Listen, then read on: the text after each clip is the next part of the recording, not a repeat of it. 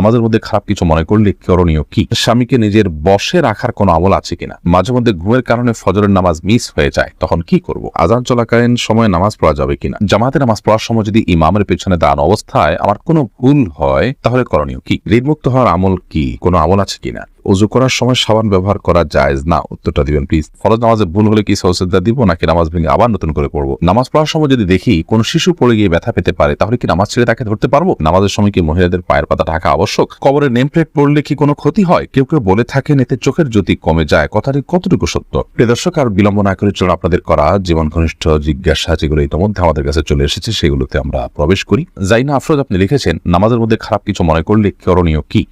নামাজের মধ্যে খারাপ কিছু যদি কারোর মনে পড়ে তাহলে সেক্ষেত্রে সাথে সাথে মনটাকে ফেরত নিয়ে আসবেন, এটাই মূল করণীয়, এবং ইনশাআল্লাহর মাধ্যমে আল্লাহ তাআলা মাফ করবেন। সাব্বির খান আপনি লিখেছেন, মাঝে মধ্যে ঘুমের কারণে ফজরের নামাজ মিস হয়ে যায়, তখন কি করব?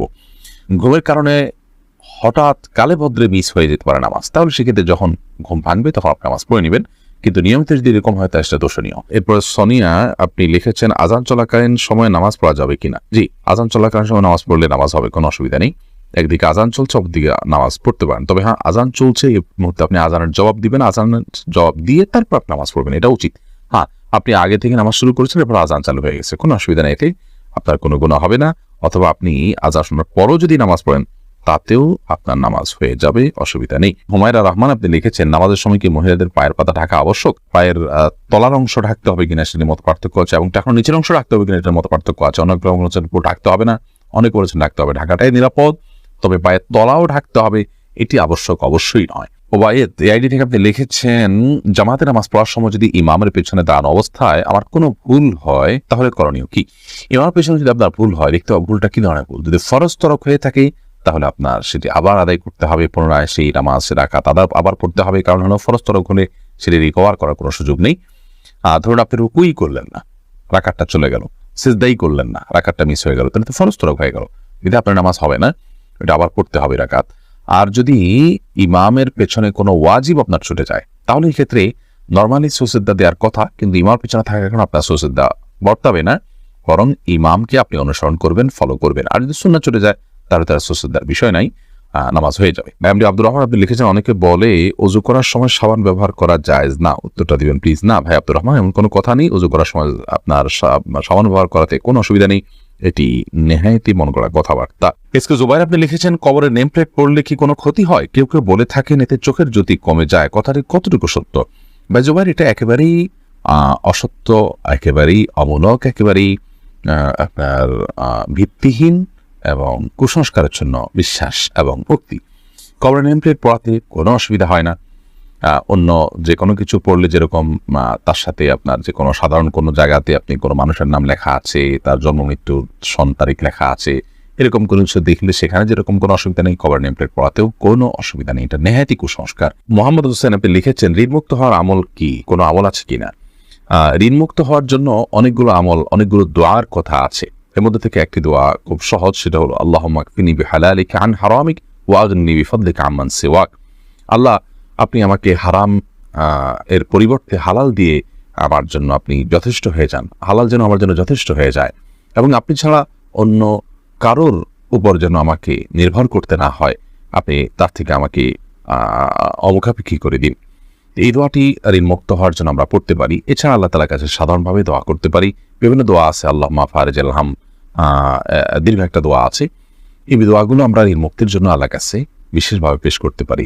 তাছাড়া আরেকটা দোয়া আছে, আল্লাহুম্মা ইন্নী আউযু বিকা মিনাল হাম্মি ওয়াল হাযান ওয়া আউযু বিকা মিনাল আজজি ওয়াল কাসাল ওয়া আউযু বিকা মিন গালাবাতিদ দাইনি ওয়া কাহরির রিজাল। এই দোয়ার শেষ অংশের অর্থ হলো ওয়া আউযু বিকা মিন গালাবাতিদ দাইন, আল্লাহ ঋণের প্রাবল্য, ঋণের প্রাধান্য, যেটার কারণে আমার ঋণের বোঝা আমি নুয়ে পড়ি, এটা থেকে আমি আপনার কাছে পানাহ চাই। ওয়া কাহরির রিজাল, এবং মানুষজন আমার উপরে চড়াও হয়, এরকম কোনো পরিবেশ পরিস্থিতির মুখোমুখি হওয়া থেকে আমি আপনার পানাহ চাই। তো এই দোয়াটাও আমরা পড়তে পারি। ঋণ মুক্তির জন্য অনেকগুলো দোয়াই আছে, আমরা সেগুলো অনুসরণ করতে পারি। ইনশাআল্লাহ বিদিনিল্লাহ আমরা এটার উপর ভিন্ন কোনো একটা স্বতন্ত্র ক্লিপে কথা বলার চেষ্টা করবো, আল্লাহ তাআলা তৌফিক দান করেন। উর্মি আক্তার উর্মি আপনি লিখেছেন, শুনেছি নর্মাল ডেলিভারিতে সব আছে, এই বিষয়ে একটু বলবেন কি? ডেলিভারি নর্মাল হবে নাকি অপারেশনের মাধ্যমে হবে সেটা একান্ত আপনাদের নিজস্ব ব্যাপার। শরীয়তের ক্ষেত্রে কোনো বিশেষ কিছু ঠিক বা ধার্য করে দেয়নি।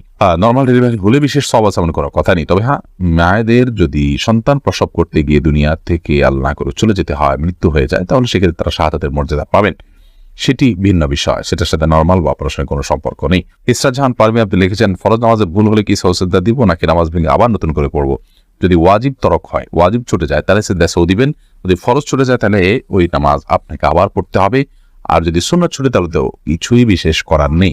এই জন্য ফরজ কোনটা, ওয়াজিব কোনটা, সুন্নত কোনটা সেটা আপনাকে জানতে হবে। এরপরে আয়েশা আমির আপনি লিখেছেন, স্বামীকে নিজের বশে রাখার কোনো আমল আছে কিনা? স্বামীকে বশে কেন রাখতে চাচ্ছেন? স্বামীকে বশে রাখলে আমার সব কথা শুনবে এমনটি আমরা চাই বা কামনা করি। পৃথিবীতে মানুষ যা চাইবে তার সব হবে, এমনটি আসলে হওয়ার জায়গা পৃথিবী নয়, এমন জায়গা তো জান্নাত। অতএব বশে রাখার জন্য আমল বলতে আমাদের সমাজে বিভিন্ন রকমের তাবিজ, কবজ, তদবির ইত্যাদির প্রচলন আমরা দেখে থাকি। এগুলো গর্হিত এবং কোনো কোনোটি শিরক এবং কুফরির পর্যায় পর্যন্ত নিয়ে যেতে পারে, বিধায় এগুলো কোনো অবস্থাতে করা উচিত নয়। স্বামীকে আপনি চান যে স্বামী কোনো আপনার প্রতি জুলুম অবিচার না করুক, আপনার হক ঠিকঠাক আদায় করুক, আপনাকে ভালোবাসুক, সেটা যদি আপনি চান তাহলে সেক্ষেত্রে আপনি নিজে ভালো হয়ে চলুন, তার ভালোবাসা অর্জন করার জন্য চেষ্টা করুন, নিজেকে একজন উত্তম স্ত্রী এবং আকর্ষণীয় করে তার সামনে উপস্থাপন করুন এবং তাকে ভালো মানুষ হওয়ার জন্য বিভিন্ন দিক থেকে হেল্প করুন, আল্লাহর কাছে দোয়া করুন। এগুলো আপনার কর্তব্য। এর বাইরে আপনার গতানুগতিকভাবে আমাদের সমাজে অনেক বোনরা আছেন যে স্বামীকে বশে আনার জন্য বিভিন্ন কবিরাজের কাছে যান, তারা বিভিন্ন আপোষের তাবিজ টাবিজ দেয়। এগুলো গর্হিত কাজ এবং গুনাহের কাজ, কোনো কোনো ক্ষেত্রে ঈমান বিধ্বংসী কাজ হতে পারে এবং এর ফলশ্রুতিতে অনেক সময় ক্ষতির মুখোমুখি হয় মানুষ, বিধায় এগুলো করা উচিত নয়। মাসুম আহমদ আপনি লিখেছেন, দেড়মোহর বেশি দিয়ে বিয়ে করেছি, আমার সবটুকু দেওয়ার মতো অবস্থানে এখন কি করতে পারি? স্ত্রীর কাছ থেকে বোঝাপড়া করে মাপ চেয়ে নিবেন অথবা দীর্ঘমেয়াদে সেটা আদায় করার জন্য কোনো একটা প্ল্যান করবেন যে কিছু কিছু করে দিয়ে যাতে করে আদায় হয়ে যায়, সে চেষ্টা আপনাকে করতে হবে। মাসুম আক্তার আপনি লিখেছেন, সজদা দিতে ভুলে গেলে করণীয় কি? যখন স্মরণ আসবে তখন দিয়ে দিবেন। আর যদি আপনি সালাত শেষ করে অন্যদিকে হাঁটাচলা করছেন তারপরে মনে হয়েছে, তাহলে সেক্ষেত্রে আপনি আবার সে নামাজ পড়বেন। শারমিন নাইম আপনি লিখেছেন, নামাজ পড়ার সময় যদি দেখি কোন শিশু পড়ে গিয়ে ব্যথা পেতে পারে তাহলে কি নামাজ ছেড়ে তাকে ধরতে পারবো? যদি দেখেন যে সে ক্ষতিগ্রস্ত হতে পারে, বড় ধরনের ক্ষতিগ্রস্ত, বিশেষ করে জীবন হুমকির মধ্যে পড়তে পারে, এরকম পরিস্থিতি হলে অবশ্যই নামাজ পড়ে আপনি তার জীবন রক্ষা করবেন। শিশু শুধু নয়, যে কোনো মানুষের ক্ষেত্রে প্রযোজ্য। ধরুন আপনি নামাজে দাঁড়িয়েছেন, একজন মানুষ পানিতে পড়ে গেছেন, তিনি সাঁতার জানেন না, তিনি ডুবে মৃত্যুর মুখে পতিত হতে পারেন, আপনি তাকে বাঁচানোর সুযোগ আছে, তাহলে আপনি নামাজ ছেড়ে দিয়ে তাকে বাঁচাতে হবে। এটার ব্যাপারে সমস্ত ফুকাহা কেরাম একমত। ঠিক একই ভাবে একটা শিশু, সে যদি কোনো বিপদের মুখে পড়তে যাচ্ছে, আপনি দেখতে পাচ্ছেন যে মৃত্যুর মুখে পতিত হতে পারে, বড় ধরনের বিপদ হতে পারে, আপনি নামাজ ত্যাগ করে তাকে ধরতে পারেন, কোনো অসুবিধা নেই। আর যদি হালকা পাতলা ব্যথা পেয়েছে, মনে হয় যে অন্য কেউ হয়তো ধরবে, হয়তো একটু কান্নাকাটি করে ঠিক হয়ে যাবে, তাহলে সেক্ষেত্রে আপনি নামাজ ছেড়ে তাকে ধরা উচিত নয়। এরপর